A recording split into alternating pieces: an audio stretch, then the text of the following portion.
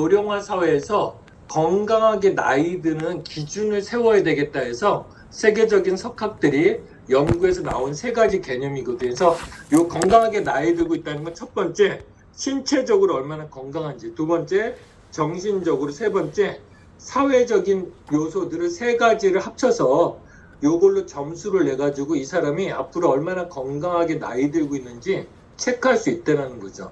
그래서 첫 번째는 나이 들어서 60 이후에도 어떤 사람들은, 저는 이제 산을 타다 보니까 진짜 70대, 80대 되신 분들을 많이 보거든요. 근데 어떤 사람은 무릎 아파서 못 한다고 하잖아요. 그래서 저는 나이 들어서 무릎 아픈 게 아니고 관리 안 해서 무릎 아프다고 저는 장담할 수 있거든요. 그 사람들 보면 정말 그 험한 산을 타고 다닙니다. 80대가 되시는 분들도. 그래서 우리가 신체적으로 건강해 나이 들어서 뭐든지 할 수 있는 여건을 만들 수 있는 거고, 두 번째는 정신적으로 건강해야 된다는 거. 왜냐면 뇌는 우리가 바꿀 수 없잖아요. 그래서 이 뇌의 정신적인 건강도 중요하고, 세 번째인 사회적인 기능도 되게 중요하더라는 거죠. 사회적인 건 뭐야? 내가 재정적인 능력이 있거나 관계십이 얼마나 좋거나 이런 부분들 따지는 거잖아요. 저는 특히나 이 사회적인 기능에서 관계에 대해서 정말 많은 것들을 발견하거든요. 정말 좋은 모임에 들어가 있어야 되는구나. 왜냐면 아까 제가 산을 탈 때 얘기했잖아요. 얼마 전에도 대청봉울에서 한계령까지 이제 넘어오는 길인데, 그 74세 대신 동년배 5명을 만난 거야. 근데 모임이 얼마나 중요한지, 그 중에 한 리더가 산을 타기 시작하면서 건강해지면서 친구들을 너도 산 타야 돼, 너도 산 타야 하면서 그 산 타는 모임으로 만들어버린 거예요. 그래서 본인들이 지금 전국을 여행 다닌다고 얘기를 하더라고요. 그래서 내가 어떤 모임에 들어있는지에 따라서 건강도 좌지우지할 수 있다, 이렇게 보시면 될 것 같고, 그런데 이 세 가지를 한 번에 해결해 줄 수 있는 게 바로 다이어트라는 거예요. 왜냐면 일단 다이어트 하면 건강해지잖아요. 그 두 번째, 살 빼고 몸에 신체의 기운이 넘치면 자신감이 넘치겠죠. 그러니까 정신적으로 건강한 상태가 되고요. 그 다음에 내가 살 빼진 걸 보고 주변에서 누군가 물어오잖아요. 그럼 그거 하는 방법을 알려줌으로 인해서 내가 소득까지 만들어갈 수 있고 자존감도 세울 수 있기 때문에 세 가지를 모두 가져갈 수 있는 아주 좋은 방법이다, 이렇게 보시면 좋을 것 같아요. 저도 그 체중이 있는 분들을 상담하다 보니까 왜 그런 얘기 많잖아요. 체중이 있는 사람이 돈을 많이 벌까요? 날씬한 사람이 많이 벌까요? 상대적으로 날씬한 사람이 평균 소득이 2.7배가 더 높대요. 그리고 실제적으로 우리가 편견을 두면 안 되지만, 살찌면 아무래도 무시받거나 게으른 사람 인상 남기기 쉽잖아요. 그거 빼주는 것만으로 하더라도 많은 것들을 바꿀 수 있더라는 거죠. 그래서 그래서 우리가 다이어트는 꼭 할 필요가 있다. 그런데 중요한 건 뭐냐면, 그렇게 노력하는데 왜 살이 안 빠질까? 자, 여기서 질문 하나 드려볼게요. 지구상에 안 빠지는 살이 있을까요, 없을까요? 없습니다. 단연코 말씀드려요. 왜냐면 굶었는데도 안 빠진다 그러면 그 사람은 좀비예요. 영생할 수 있는 조건을 갖춘 거예요. 그런 사람은 없습니다. 안 빠지는 살은 없어요. 근데 뭐냐면 빠지는 방법을 몰라서 안 빠지는 거거든요. 그래서 우리가 다이어트의 원리에 대해서, 우리 몸에서 지방이 어떻게 분해되는지 그 원리에 대해서 정확히 알면 개고생할 필요가 없고 노력 대비 효율이 좋으니까 재미가 생겨요. 우리가 항상 어떤 노력을 했을 때 노력보다 결과가 좋으면 항상 재미있죠. 근데 노력 대비 결과가 좋지 못하면 재미가 없는 거거든요. 그래서 우리가 이 다이어트의 원리에 대해서 좀 올바르게 알 필요가 있다, 이렇게 보시면 좋을 것 같습니다. 그래서 이 다이어트의 원리부터 설명드릴 텐데, 일단 우리가 원리를 알기 전에 다이어트 상식을 알고 있어야 돼. 기본적인 상식. 기본적인 상식은 딱 4가지입니다. 첫 번째는 칼로리, 두 번째는 GI 수치, 세 번째는 대사, 네 번째는 독소. 요 개념들은 사장님들이 꼭 알고 있어야 된다, 이렇게 보시면 돼요. 이 개념이 안 잡히고 다이어트를 논하는 거는 내가 잘못된 방법을 선택할 수 있기 때문에 헛된 노력을 기울일 수 있다, 이렇게 보시면 좋을 것 같고요. 첫 번째, 칼로리부터 좀 설명을 드릴게요. 칼로리는 우리가 음식으로 섭취하는 섭취 칼로리가 있죠. 그 다음에 우리가 일상생활에서 소비하는 소비 칼로리가 있습니다. 이 소비 칼로리는 기초도 있어요. 그러니까 우리가 심장도 뛰어야 되고 위장도 움직여야 되고 이게 내 의지랑 상관없이 생명을 유지하기 위해서 움직이는 양이 있잖아요. 내부 장기들이. 뇌도 써야 되고요.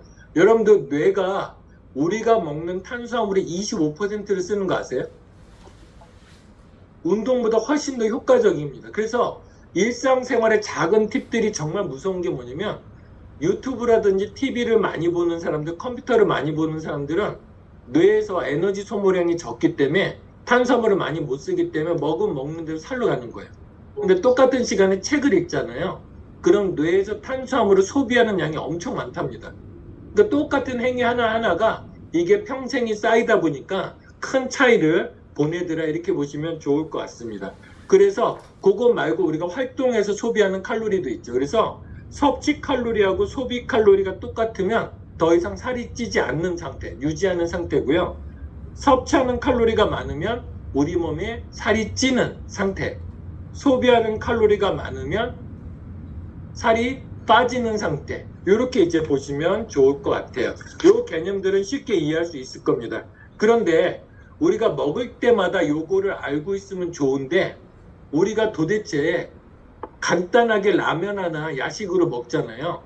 그럼 라면 하나가 보통 몇 칼로리냐면 450칼로리 정도 될 거거든요. 450에서 500칼로리 정도 될 거예요. 그럼 이걸 생각을 해보자는 거죠. 우리 어떤 생각해요? 밤에 라면이 땡겨. 그럼 라면 하나 먹으면서 어떤 생각하면 돼요? 내일 운동해서 빼지. 내일 열심히 움직여서 빼지. 이런 생각을 하거든요. 근데 그거 너무 쉽게 생각한다는 거예요. 제가 보여드리면 라면을 450칼로리 섭취하면 이걸 우리가 소비를 해야 이게 똔똔이 되던가 이거보다 더 소비에 살이 빠질 거잖아요. 그러면 운동으로 살 빼는 게 얼마나 무서운지 제가 말씀드릴게요. 이건 실제로 제가 이제 측정한 거거든요. 그래서 제가 요 6.2kg를 달렸거든요. 여러분들 6.2kg 달리는 거 쉬워요, 어려워요? 안 뛰어본 사람들은 어려울 겁니다. 근데 6.2kg를 50분 동안 쇠 빠지게 뛰어야지. 걸으면 안 돼요. 뛰어야지 500칼로리 소모돼요. 근데 야식으로 라면 하나 먹으면 다음날 몇 시간을 뛰어야 된다고요? 1시간을 뛰어야 되는 거예요. 이걸 안다 그러면 라면 하나 먹을 때 우리가 좀 더 고민하지 않을까 이렇게 생각을 해. 만약에 나는 뛰지 못하니까 걷는다. 그럼 라면 하나 먹는다 하면 라면 하나 먹는다 그러면 몇 시간 걸어야 돼요? 걷는 걸로 따지면 대략 2.5시간을 걸어야 되는 거예요. 엄청난 거죠. 그래서 여러분들 질문 던질게요. 라면 먹을래요? 라면 먹고 2시간, 2.5시간 걷는 게 나으세요? 아니면 라면을 좀 참는 게 나으세요? 참는 게 낫다는 거예요. 요걸 안다 그러면 함부로 뭔가 음식을 먹지 않는다. 이렇게 이제 보시면 될 것 같고, 그 다음에 칼로리 중에서 우리가 개념을 좀 알아두셔야 되는 게 뭐냐면, 자, 우리가 다이어트 한다는 건 내 몸속에 체지방을 빼는 거예요. 그러면 체지방 1kg을 빼려면, 그러니까 내 몸속에 체지방 1kg, 그래서 여러분들 그 인바디 보면 체지방량을 4.5kg 줄이세요, 6kg 줄이세요 이렇게 나와 있잖아요. 그럼 사람들 보면 나 3kg만 줄이면 돼, 아무것도 아닌데 하지만 그 3kg가 얼마나 무서운 건지 알려드릴게요. 체지방 1kg을 소모하려면 대략적으로 7,700 칼로리를 소모해야 돼요. 그럼 예를 들면 7,700 칼로리를 소모하려면 제가 아까 1시간 1시간 러닝을 했을 때 500 칼로리 소모한다 그랬잖아요. 대략적으로. 그러면 내가 체지방 1kg를 빼기 위해서 운동만으로 하려면 매일 15일을 1시간씩 뛰어야 돼요. 이 더운 날 만만한 일이 아닐 겁니다. 그러니까 운동만으로 우리가 체중을 뺀다는 거 무서운 거다. 그래서 우리가 섭취 칼로리를 줄여가면서 빼는 게 훨씬 더 효과적이다. 요거를 좀 말씀드리고 싶습니다. 그나마 러닝할 수 있으면 다행인데 만약에 걷기로 빼려면 걷기가 1시간을 걸으면 제가 이것도 직접 측정해 봤거든요. 진짜 1시간 쎄 빠지게 걸었는데 200칼로리 소모되더라고요. 그래서 만약에 내가 1시간 쎄 빠지게 걷고 목마르니까 편의점 가서 콜라 한 잔 마시잖아요. 그럼 끝나버리는 거예요. 배고프다고 라면 하나 먹어버리면 오버되는 거고. 이해되셨죠? 그래서 걷기로 이거 7,700칼로리를 소모하려면 대략적으로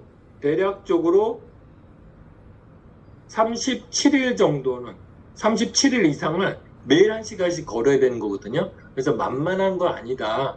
그래서 우리가 몸속에 체지방을 늘리는 게 요거를 늘리는 건 쉽지만 찌우는 거는 아니, 빼는 건 진짜 어려운 과정이다. 요걸 기본적으로 생각하시면 좋을 것 같습니다. 칼로리는 이렇게 좀 설명을 드리고요. 그 다음에 여러분들이 알아야 될 게 뭐냐면 GI 수치입니다. 이 GI 수치는 뭐냐면 우리가 먹은 탄수화물이 몸속으로 들어가면 당으로 분해가 돼요. 그러면 이 당이 우리 몸에서 에너지원으로 쓰이는 거거든요. 그런데 이 에너지원으로 쓰이는 당이 무조건 쓰고 남은 건 지방으로 저장된다고 보시면 좋을 것 같아요. 그러면 어떤 결과가 있냐면 우리 혈액 중에 요 당들이 떠다니거든요. 그러면 가장 이상적인 수치가 70에서 140 사이를 왔다 갔다 혈당이 이렇게 왔다 갔다 하면 살도 안 찌고요. 기분도 좋고 컨디션도 최상의 상황, 그리고 머리도 맑아지는 상황이 돼요. 그런데 GI 수치라는 건 뭐냐면 우리가 음식으로 먹었을 때 이 탄수화물이 당으로 바뀌는 속도가 빠른 음식을 GI 수치가 높은 음식이라고 얘기해요. 그럼 상대적으로 GI 수치가 낮은 음식은 뭐냐면 이걸 먹었을 때 당으로 바뀌는 속도가 느린 음식을 GI 수치가 낮은 음식이라고 보시면 될 것 같아요. 그러면 우리가 GI 수치가 낮은 음식을 먹으면 이렇게 70에서 140 사이로 혈당이 왔다 갔다 하니까 몸이 에너지 레벨이 좋은 상태가 되겠죠. 살도 안 찌는 상태가 되겠죠. 그런데 우리가 GI 수치가 높은 음식을 먹으면 요게 낮은 상태에 있다가 이렇게 쭉 올라가요. 급격히 올라갑니다. 급격히 올라가면 우리 몸에서 반사작용에 의해서 급격히 떨어져요. 그러니까 당이 떨어지면 힘들죠. 그러니까 몸에서 자꾸 뇌에서 자꾸 또 먹으라 그래요. 그러니까 또 단 걸 먹습니다. GI 수치가 높은 음식을. 그렇게 이렇게 뚝 떨어지는 거야. 그럼 어떤 상황이냐면 이렇게 먹을 때는 기분이 좋아지지만 이렇게 떨어질 때는 기분이 나쁘죠. 컨디션도 나쁘고 머리도 무겁습니다. 그러니까 자꾸 먹게 되는 거거든요. 그래서 GI 수치가 높은 음식을 먹으면 요 140을 벗어나는 요만큼 있잖아요. 요만큼은 다 지방으로 저장이 돼버리는 거예요. 똑같은 칼로리를 먹더라도. 그런데 GI 수치가 높은 음식이 나쁜 게 뭐냐면 이렇게 높아지니까 요거 에너지로 못 쓰이고 그대로 지방으로 저장이 되잖아요. 요것들이. 근데 뚝 떨어지니까 또 먹어야 되잖아요. 그럼 요것들이 전부 다 또 지방으로 저장되고, 그래서 체지방이 생기기 쉬운 체질로 바뀌는 게 바로 GI 수치가 높은 음식이다. 그러니까 GI 수치가 높은 음식은 심플합니다. 가공되면 GI 수치가 높은 거예요. 그래서 야채 같은 건 GI 수치가 낮지만 그 탄수화물 같은 경우는 GI 수치가 점점 높아지는데 이 탄수화물을 가지고 가공시키면, 그러니까 밀가루 같은 거 이러면 GI 수치가 더 높아지고요. 이거를 또 굽거나 익히거나 찌면 더 GI 수치가 높아집니다. 그래서 우리가 GI 수치가 높은 음식, 낮은 음식을 여러분들이 공부할 필요가 있는 게, 억울하게 살찐다고 그러는데 절대 억울한 건 하나도 없거든요. 제가 가끔 이제 사람들한테 얘기해요. 억울하게 찌셨어요. 얘는 그 위로하려고 하는 거고요. 억울하게 찐 살은 없습니다. 다 내가 모르고 한 거예요. 그래서 그걸 한번 비교를 해서 설명을 드리면,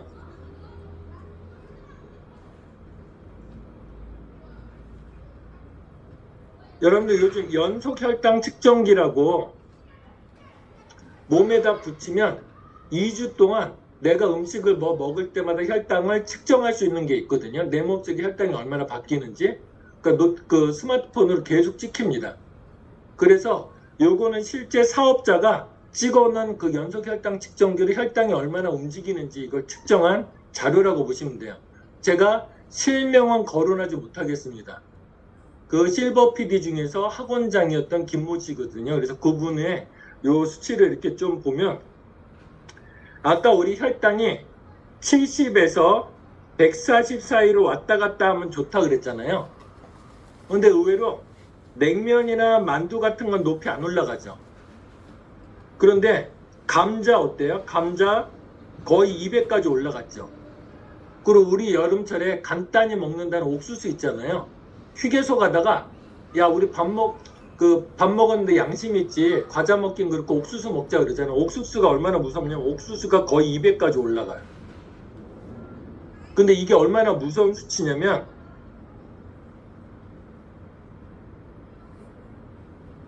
여기 보시면 시래기 고등어 정식 있잖아요. 그 반찬도 먹고 양도 많고 칼로리도 얼마나 많겠어요. 근데 시래기 고등어 정식은 오히려 160 정도뿐이 안 돼요. 그럼 여러분들 살이 체지방을 찌우는 건 시래기 고등어 정식이 체지방을 늘려줄까요? 옥수수가 체지방을 늘려줄까요? 옥수수가 체지방을 늘리는 거다 이렇게 보시면 될 것 같아요. 아시겠죠? 옥수수 사랑하는 조경순 사장님 절대 드시면 위험합니다. 이거 계속 옥수수 계속 먹는 클린을 계속 할 수밖에 없다 이렇게 보시면 좋을 것 같고요. 진짜 무서운 게 뭐냐면 옥수수보다 무서운 게 바로 떡이에요. 떡은 먹자마자 200이 넘어요. 그래서 우리가 가끔 떡을 선물하잖아요. 그럼 뭐예요? 빨리 체지방 늘리시고 혈관 막히세요 하는 신호 선물일 수 있어요. 그래서 제가 물론 떡도 먹긴 먹어야 되지만 그래서 떡은 자주 먹는 건 좋지 못하다. 그러니까 떡이 그만큼 위험하다. 이렇게 이제 보시면 좋을 것 같습니다. 그리고 실제로 여기 트루플래닛이 먹었더니 이렇게 110 이하로 왔다 갔다 하잖아요. 이렇게 조절되는 걸 볼 수 있다. 이렇게 보시면 좋을 것 같습니다. 그리고 야채식을 하게 되면 여기 야채식을 하게 되면 이렇게 140 수준에서 놀기 때문에 안전하다 이렇게 보시면 좋을 것 같습니다. 그래서 우리가 밥을 먹을 때 GI 수치를 떨어뜨릴 수 있는 방법이 있거든요. 왜냐면 우리가 식당 가서 잡곡밥을 먹을 수는 없잖아요. 흰쌀밥을 먹을 수밖에 없었는데 그때 좋은 건 뭐냐면 야채나 단백질의 반찬을 먼저 먹고 밥을 먹는 거예요. 그렇게 하시면 그 작은 동작 하나만으로도 혈당을 떨어뜨릴 수 있다. 이렇게 이제 보시면 좋을 것 같습니다. 그래서 그런 부분도 좀 주의하셔야 돼요. 그래서 우리가 그런 얘기 하잖아요. 간식으로 떡 먹으면 안 돼요? 근데 떡 진짜 사랑하는 사람 있죠. 옥수수 진짜 사랑하는 사람 있잖아요. 그러면 간식으로 먹을 게 아니고 어떻게 하면 되겠어요? 주식. 야채식에 밥을 먼저 먹고 바로 뒤이어서 조금만 드시는 게 훨씬 더 좋은 방법이다. 그러니까 같은 음식이라도 이걸 어떻게 혈당을 떨어뜨려서 먹을까? 요거를 좀 보셔야 된다 보시면 좋을 것 같습니다. 그래서 혈당, GI 수치의 개념에 대해서 이제 이해가 되시죠?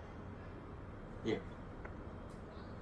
이렇게 설명하는데 못 알아들으면 저는 사람도 아니라고 생각을 합니다. 그래서 아무튼 최대한 설명을 드린 거고요. 그 다음에 대사.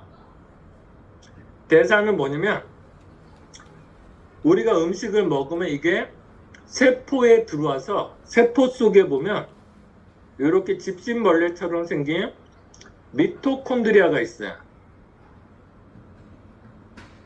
이 미토콘드리아에서 에너지로 바뀐다고 보시면 좋을 것 같습니다.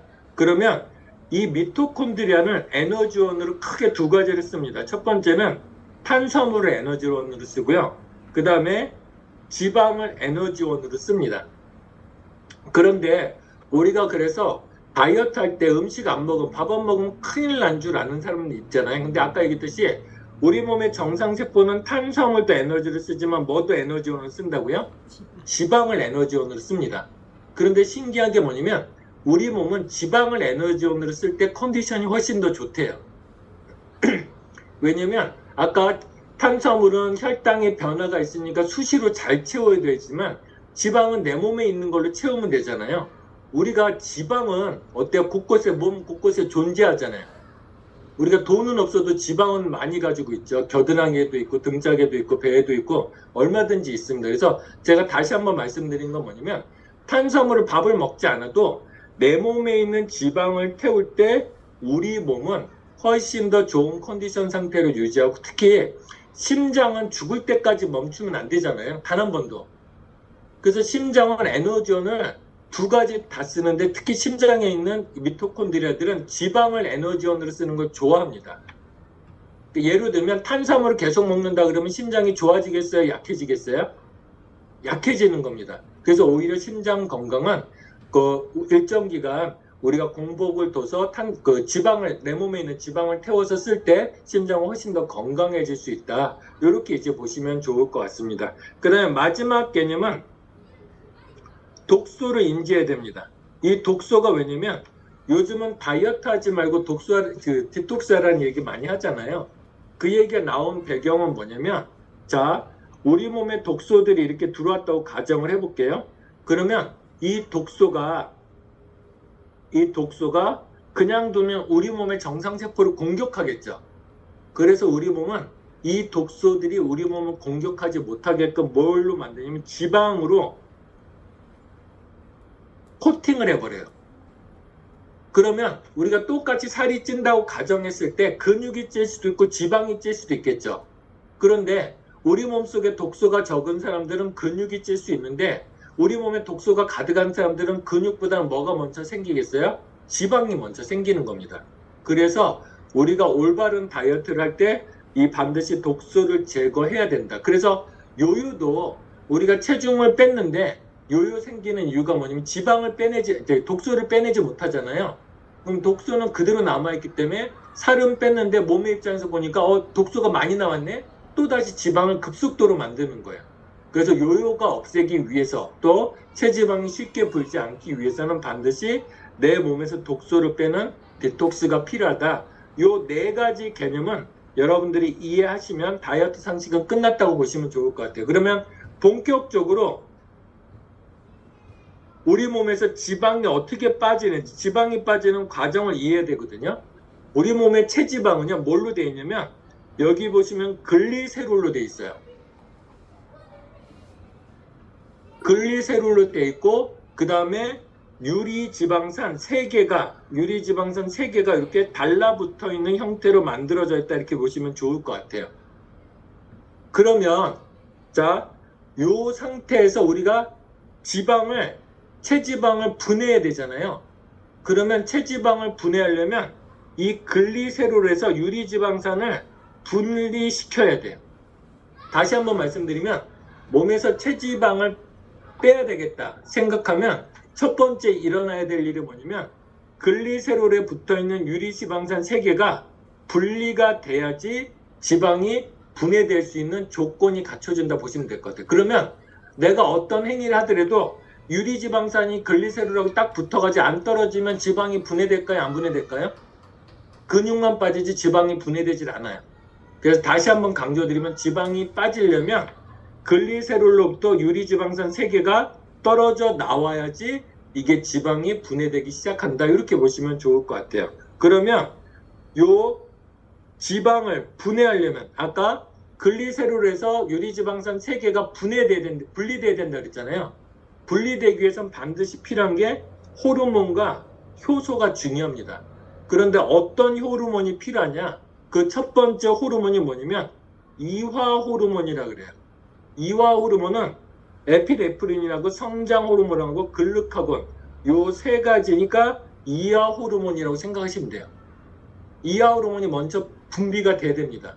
그러면 이하 호르몬이 분비가 되면 뭘 작용하냐면 HSL이라는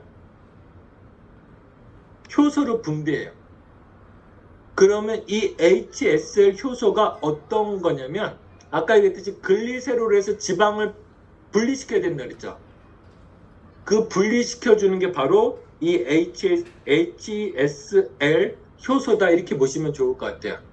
그래서 표정을 보니까 다시 설명해야 되거든요. 처음부터 다시 설명을 드리면, 자, 우리 몸에서 지방이 분리되려면 글리세롤에서 유리지방산 3개 붙어있는 게 떨어져 나와야 돼요. 근데 이 떨어져 나오게 하는 게 뭐냐면 HSL이라는 효소예요. 그런데 이 효소는 언제 만들어지나 봤더니 이화 호르몬이 분비돼야 이 효소가 만들어져요. 쉽게 말하면 결과적으로 우리 몸에서 이와 호르몬이 많아지면 지방이 분해가 되는 첫 번째 조건이 완성된다 보시면 될 것 같아요. 이해되셨죠? 그래서 그건 차후에 다시 정리해 드릴 테니까 요거 이해하시면 좋을 것 같고요. 그러면 이렇게 분리된 요런 유리지방산 있잖아요. 아까 저기서 분리된 유리지방산, 이렇게 작은 유리지방산이 혈액을 타고 간이나 근육으로 가서 미토콘드리아에서 ATP로 만들어집니다. 이게 ATP가 에너지예요. 그래서 요거를 만들어낸다 이렇게 보시면 될 것 같아요. 이게 두 번째 단계고요. 마지막 세 번째 단계는 그럼 요게 몸 밖으로 배출돼야 되잖아요. 그러면 체지방은 분명히 분해되는데 산소가 필요합니다. 산소가 필요하고 이 산소가 분해되는 과정 중에서 이산화탄소가 만들어지고요. 그 다음에 물로 만들어진다 이렇게 보시면 좋을 것 같아요. 그래서 지방이 분해될 때는 소변량이 많아질까요? 적어질까요? 많아집니다. 분해 과정 중에서는 물이 많이 나오고 또 물이 많이 필요하다. 이렇게 이제 보시면 좋을 것 같아요. 그래서 이게 어느 정도냐면 체지방 10kg을 분해하기 위해서는 산소가 29kg이 필요해요. 그러면 산소가 적으면 체지방이 분해되겠어요? 안 되겠어요? 안 되는 거예요. 그럼 우리 몸에서 산소량을 늘리려면 뭐 어떤 행위가 필요해요?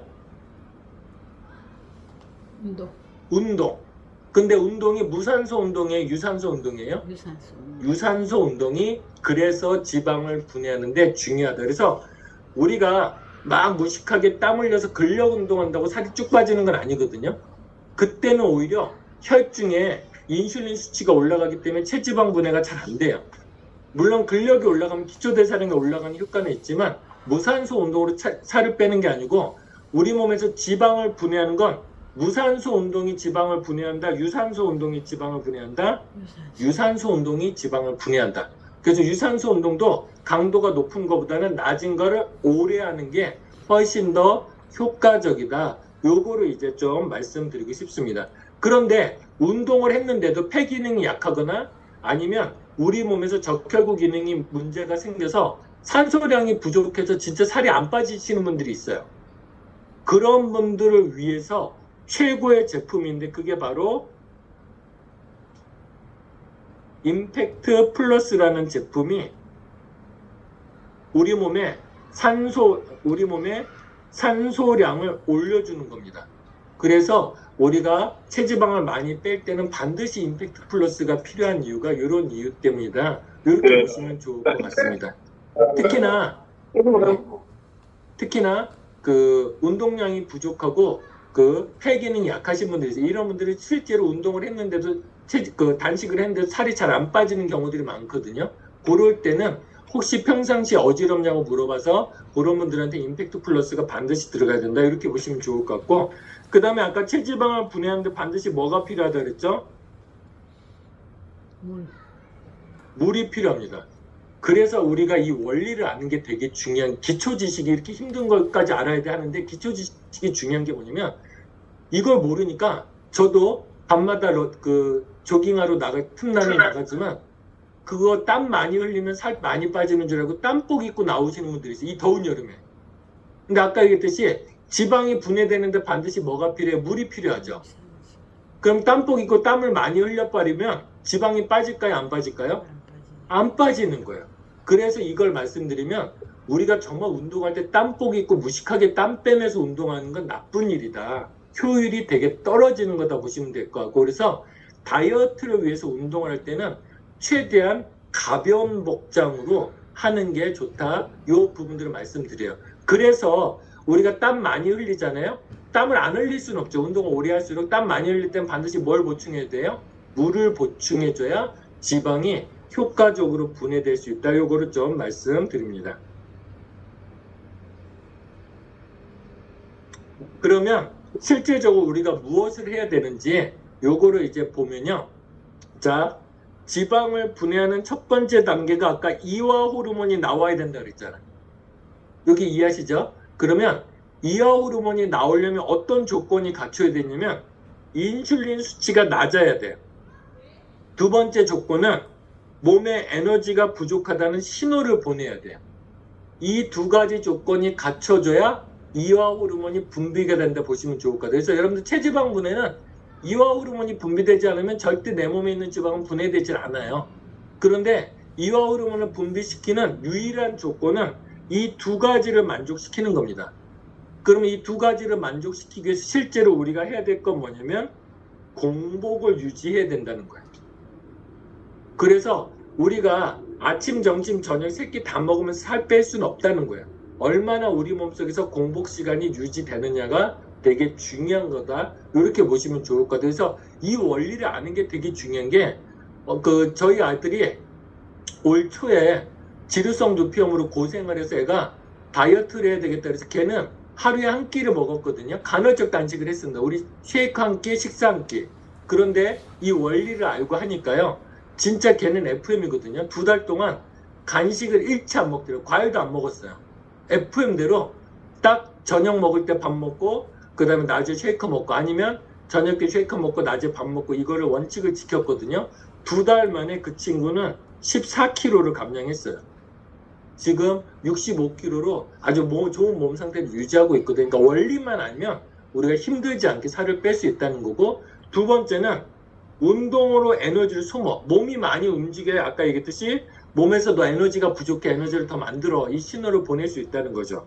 그 다음에 마지막으로 저탄수화물 식사를 했을 때 이화 호르몬이 분비되더라. 이렇게. 그러니까 우리가 우리 꼭 쉐이커 먹어야 돼요. 음식 먹으면 안 돼요? 이렇게 얘기하는 게 아까 얘기했듯이 이화 호르몬을 분비하는 조건은 이 세 가지 행위 외에는 없어요. 약으로도 없습니다. 그렇기 때문에 이 과정을 거칠 수밖에 없다. 이렇게 이해를 하시면 좋을 것 같고요. 그러면 이화 호르몬을 분비시키고 이 세 가지 조건, 운동도 하고 공복도 유지하고 저탄수화물 식사를 했는데 실제 살이 빠지지 않는 사람들이 있어요. 그런 사람들 있죠. 우리 클린 하다 보면 초반에 잘 빠지다가 어느 순간에 멈춰요. 딱 멈추죠. 우리가 정체기라고 이제 얘기를 많이 하잖아요. 그리고 더 웃긴 거 뭐냐면 처음에 클린했을 땐 빠졌는데 좋아서 그 기억이 좋아서 두 번째 클린하는데 두 번째 클린할 때는 아예 안 빠져요. 이런 경우도 많거든요. 그리고 노력 대비 체중 감소가 적어요. 이런 사람들이 분명히 있습니다. 근데 이런 사람들은 죄송합니다. 이런 사람들은 뭐가 문제냐면 기초 대사량이 떨어진 거예요. 그러면 이런 사람들은 클린한다고 무조건 묵직하게 클린한다고 살이 빠지는 게 아니거든요. 이런 사람들은 뭘 먼저 회복시켜야 돼요? 기초 대사량을 먼저 회복시켜야 돼요. 그러니까 사람이라는 게 항상 노력 대비 효과가 좋아야지 이렇게 노력 대비 효과가 떨어지면 할 재미가 안 나거든요. 그래서 그럴 때는 우리가 기초 대사량을 회복시켜주는 게 우선이다. 이렇게 보시면 좋을 것 같아요. 그러면 기초 대사량이 떨어지는 증거가 있는데 기초 대사량이 떨어지는 증거, 여러분들 첫 번째 쉽게 피곤해지는 사람, 그 두 번째 추위 잘 타는 사람들 있죠. 이렇게 한여름에 더워 죽겠는데 혼자 에어컨 끄는 사람 있잖아요. 춥다고. 그러니까 쉽게 생각하면 여러분들 에너지를 만들어내지 못하니까 체온이 떨어지는 거예요. 그래서 추위를 잘 타는 사람. 세 번째는 머리가 많이 빠지는 사람. 그리고 네 번째가 쉽게 살찌는 사람. 똑같이 먹는 쉽게 살찌는 사람. 이런 사람들은 기초대사가 무너진 거거든요. 그러면 기초대사가 무너진 사람들은 이럴 때는 무조건 클린만 한다고 답되는 게 아니에요. 클린해도 안 빠지면 재미가 없겠죠. 효과도 없는 거고 고객이 끊어질 수도 있어요. 그래서 이런 사람들은 다시 기초대사를 올려놔야 돼요. 그래서 기초대사가 무너지면 아무리 노력해도 살이 빠지질 않아요. 그래서 기초대사를 올려놓는 게 우선이다. 이렇게 인지하시면 좋을 것 같고요. 그러면 기초대사량 저하의 원인은 갑상선 기능이 저하됐기 때문에 그래요. 그래서 갑상선이라는 건 뭐냐면 우리 몸에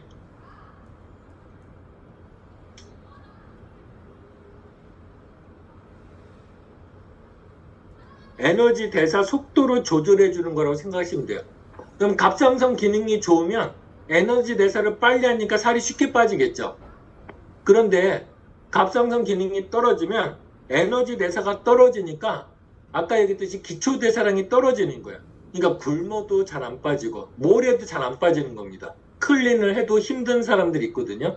이런 사람들, 클린을 했는데도 몸이 계속 차가운 사람들, 이런 사람들이 여기에 해당된다고 보시면 좋을 것 같아요. 그래서 이런 사람들 특징이 뭐냐면 클린하고 나면 남들은 라인이 이쁜데 이런 기초대사량이 떨어지는 사람들은 얼굴살하고 딴 데만 빠지고 뱃살은 안 빠지는 거야. 배만 보기 싫게 이렇게 뚝 나오는 거거든요. 그래서 그런 게 있는데 이 갑상선 우리가 건강검진 많이 하잖아요. 건강검진 많이 하면 갑상선 검사하면 세 가지가 나옵니다. TSH가 있고요. T4가 있고 T3가 있어요. 이 중에 정말 중요한 게 T3거든요. 이 T3가 세포 속으로 들어가서 대사를 높이는 호르몬이에요. 그러니까 갑상선 호르몬 중에서 체지방을 분해해주고 우리 몸을 따뜻하게 만들고 에너지를 많이 만들어주는 건 바로 T3 호르몬이라고 보시면 될 것 같아요. 그래서 우리 아까 얘기했듯이 기초대사량이 떨어지면 뭘 해도 효과가 없다 그랬잖아요. 근데 기초대사량이 떨어지는 사람들은 갑상선 호르몬 중에서 T3의 수치가 떨어져 있는 경우가 많아요. 이게 이제 양자 측정기로도 나오거든요. 사실 근데 정확도는 약간 떨어집니다. 근데 그 부분들은 나오는데 그래서 그러면 우리가 그 기초대사량이 떨어지면 이 T3의 농도를 올려주면 된다 이렇게 보시면 좋을 것 같아요. 근데 그런 사람들 있죠. 나는 건강검진 했는데 그 갑상선 기능 정상이라고 하던데요. 그게 어떤 오류가 있냐면 T3는 T3와 RT3 두 가지가 있어요. 근데 실제로 우리 몸에서 에너지 대사를 높이는 건 T3거든요. 그런데 병원서 피검사라는 갑상선 검사는 T3하고 RT3를 구별하지 못해서 RT3가 높고 T3는 낮은데 갑상선 수치는 정상으로 나오는 거예요. 하지만 이런 경우 갑상선 수치는 정상으로 나왔다고 할지라도 T3의 수치가 떨어지니까 갑상선 기능이 떨어져 있는 거죠. 이해되셨나요?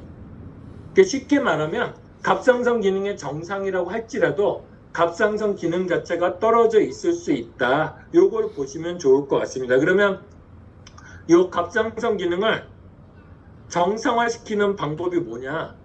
바로 밀가루와 당을 끊어야 됩니다. 그래서 우리 당이라는 건 뭐냐면 여름철 되면 팥빙수 먹죠. 음료수 많이 먹죠. 이게 전부 다 당인 거예요. 그래서 우리가 여름철에 이렇게 단 음식들을 많이 먹으면서 갑상선 기능이 떨어지는 거거든요. 그래서 요것들을 줄이는 게 갑상선 기능을 정상화시키는데 요거 줄이는 게 가장 효과적인 방법이라는 거 아셔야 돼요. 따로 약이 있는 게 아니고요. 두 번째는 플라스틱 용기라든지 종이컵 코팅팬이 저는 몰랐거든요. 근데 이번에 자료 찾으면 느낀 게 뭐냐면 갑상선 기능을 나쁘게 하는 두 번째 원인이 되더라는 거예요. 그래서 나는 기초대사량이 떨어져. 그럼 일회용기를 쓰면 돼야 안 돼요? 안 되더라는 거예요. 그래서 여러분들 보세요. 이렇게 보시면 카페 가면 텀블러 들고 다니는 친구들 보면 대체적으로 라인이 이뻐요. 근데 그 종이컵에다 뜨거운 커피 부어가지고 플라스틱 뚜껑 닫잖아요. 그거 자주 듣는 사람들은 살이 쪄 있거나 살은 쪄 있는데 배는 나온 사람들이 되게 많아요. 쉽게 지치는 사람들이 많습니다. 그래서 일회용기를 사용하는 거 좀 자제하는 것도 하나의 방법이다 보시면 좋을 것 같고, 그 다음에 세 번째가 좋은 지방을 섭취하는 겁니다. 그래서 기초대사량이 떨어진 사람들 있잖아요. 아까 살이 잘 안 빠지는 사람들 뭘 많이 먹으면 좋겠어요?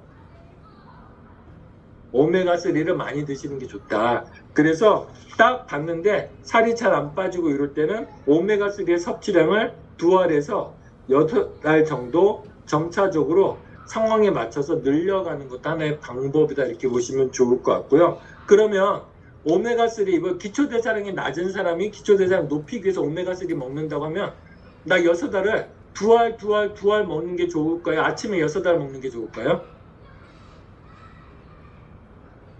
아침에 6알 먹는 게 훨씬 좋습니다. 그래서 그렇게 이제 활용하시면 좋을 거고, 다만 하나 심장 혈관 계통의 약을 먹지 않는 사람들, 이 사람들이 혈액을 묽게 하는 약을 먹으면 이 오메가3를 너무 많이 먹으면 위험할 수 있기 때문에 그런 사람들을 제외하고는 이렇게 활용하셔도 된다. 그래서 의외로 그런 경우 많죠. 오메가3 지방인데 왜 오메가3를 많이 먹었더니 체지방이 분해가 잘 되지? 기초대사량을 올려주기 때문에 그래요. 그래서 그렇게 활용하시면 좋을 것 같고, 나는 그러면 오메가3 먹기는 좀 찜찜하다. 그런 사람들, 그 다음에 리셋할 때 기운이 너무 떨어지는 사람들 있잖아요. 그런 사람들은 뭐냐면 탄수화물을 많이 먹었던 사람들인데 내 몸에 있는 지방을 태워서 에너지를 쓰면 지치지 않거든요. 진짜 기분 좋습니다. 그런데 그 내 몸에 있는 지방을 에너지를 잘 못 바꿔서 그렇거든요. 그러면 우리가 지방을 태울 수 있는 조건, 마중물처럼 만들어주면 좋은데 그게 뭐냐면 우리 메나테크에서 나오는 원두커피 있죠. 이름이 뭐죠? 글리코 카페. 글리코 카페. 그리고 아, 네. 깜짝 놀랐습니다. 유희성 사장이 아는 제품이 있었네요. 예. 아무튼 그 글리코 카페, 그 글리코 카페는 좋은 기름이 좀 들어가 있습니다. 여기에 MCT 오일이라고 있거든요. 요거를 조금 타서 드시면 그런 분들 훨씬 수월하게 리셋과 클린을 진행할 수 있고 아침에 이렇게 마중물이 들어가면 하루 종일 몸에서 오늘은 주인이 지방을 태우려나 보다 하고 지방을 태우는 가속도가 높아집니다. 그래서 힘들어 하시는 분들한테는 아니면 기초대사량이 떨어지는 분들한테는 이런 방법을 활용하셔도 좋다. 이렇게 이제 보시면 좋을 것 같습니다. 그래서 이 모든 것들을 우리가 해결해 줄 수 있는 게 바로 333 클린 다이어트입니다. 333 클린 다이어트는 3일 리셋 과정이 있고요. 그 다음에 3주 집중 과정이 있고 3개월 집중이 아니고 유지하는 과정이 있습니다. 무슨 4개월씩이나 뭘 해야 돼?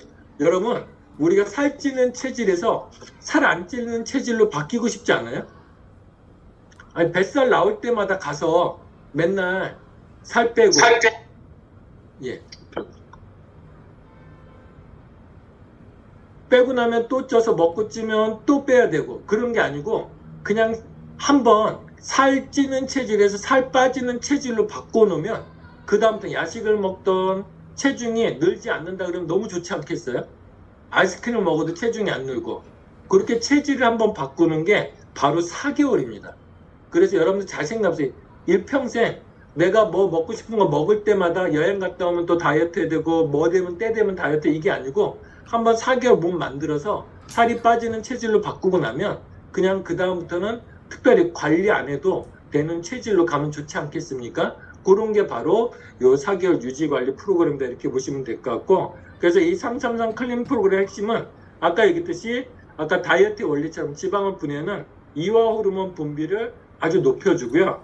칼로리를 낮추면서 대사를 올려주고 면역을 올려주기 때문에 룸바디가 좋아지는 다이어트다. 이렇게 이제 보시면 좋을 것 같습니다. 진짜 우리 다이어트 하고 나면 더 힘들어지시는 분인데 저는 이분 사진 보고 깜짝 놀랐거든요. 이랬던 모습에서 이렇게 표정까지 바뀌잖아요.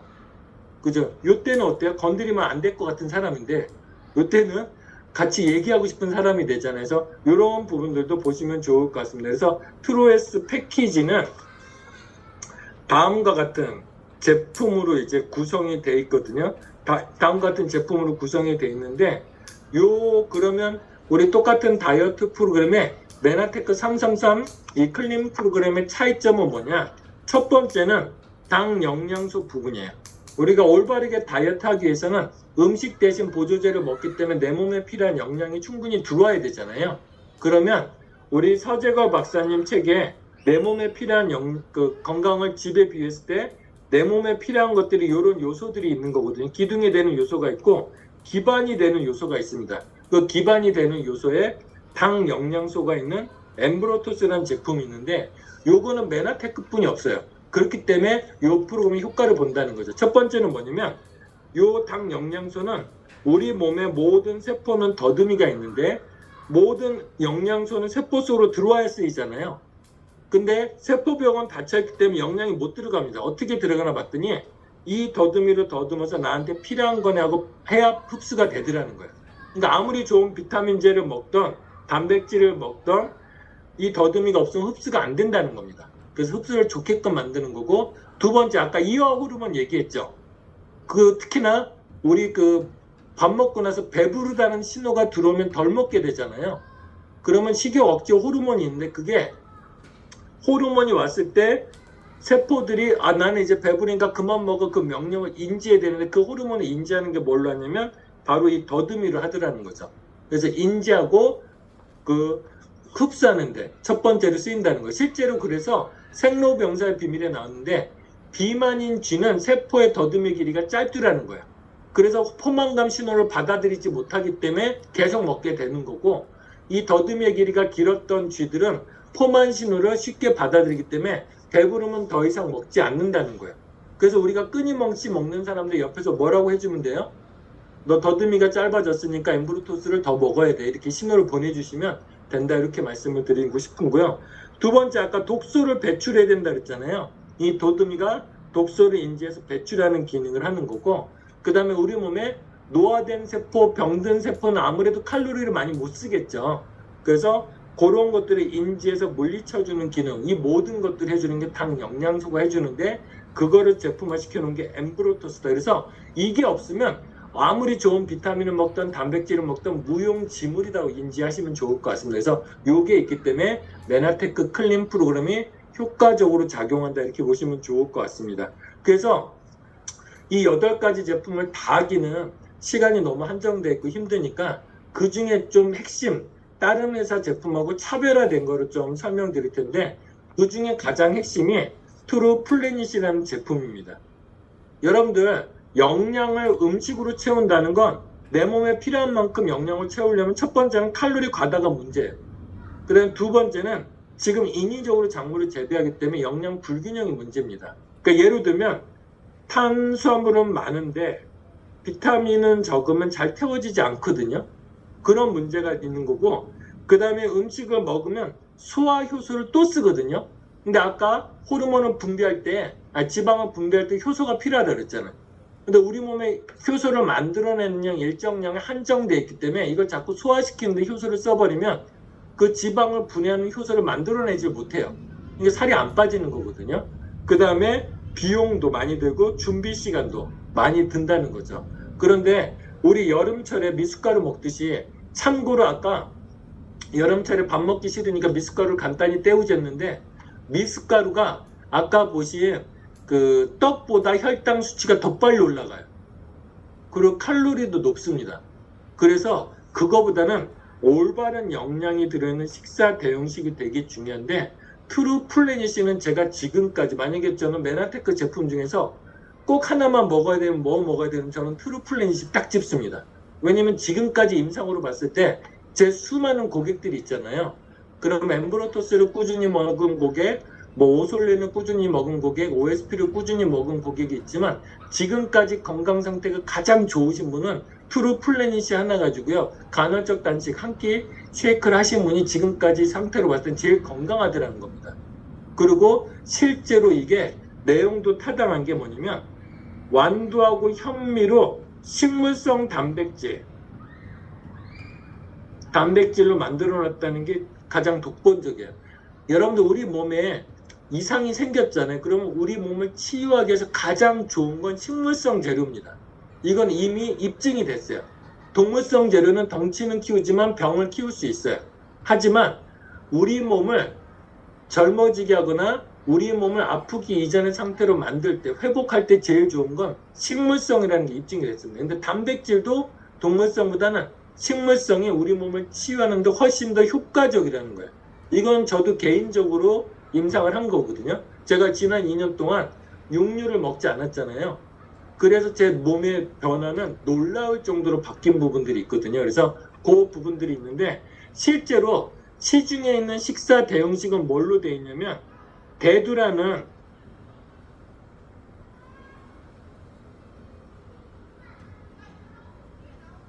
일반적으로 시중에 파는 건 대두라는 식물성 단백질에 유청 단백질을 섞어서 판매합니다. 그 이유가 뭐냐면 대두의 단백질 함량도 높고 가격이 일단 싸요. 그리고 대두 단백질은 완전 단백질이 아니기 때문에 유청 단백질을 섞습니다. 근데 이게 뭐가 문제냐면, 대두 단백은 기본적으로 알러지가 있습니다. 알러지가 있는 사람들, 요즘 알러지 증상들이 많잖아요. 이 자체가 알러지를 일으킬 수가 있어요. 그리고 두 번째, GMO, 유전자 변형으로부터 자유롭지 못합니다. 그 다음에 유청 단백질은